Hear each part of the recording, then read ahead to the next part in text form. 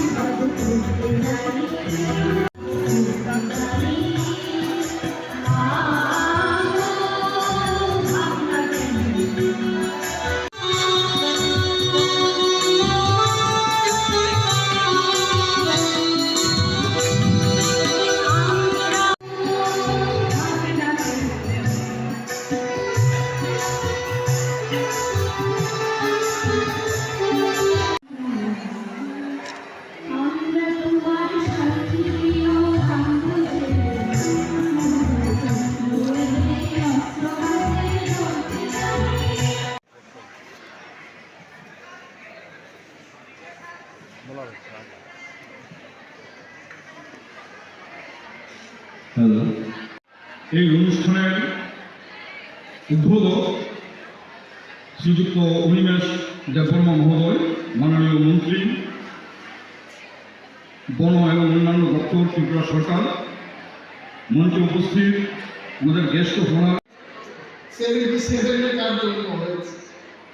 তো এই যে বিষয়টা যে 25শে জুন 1975 দেশের মধ্যে জরুরি আইন ঘোষণা করল, কি হয়েছে জানেন আপনারা? আমি খুব বেশি দূরে যাব না।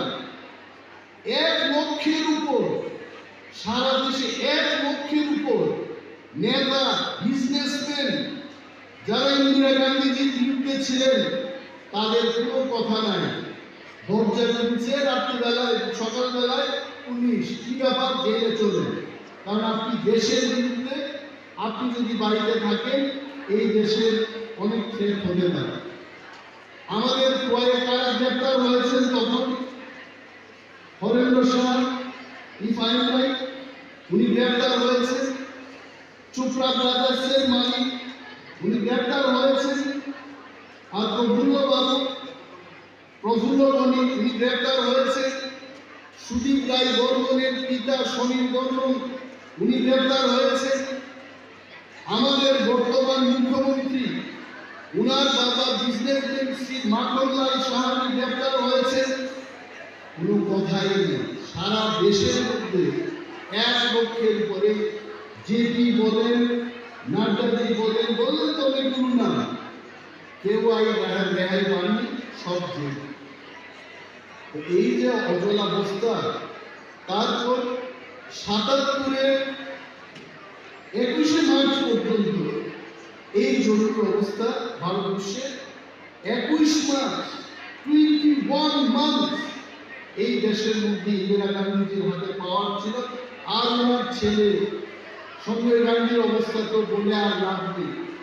এত লাফালাফি দেশের মধ্যে, আমি বলবো না, এরা আমি যা করেছে দেখেছি।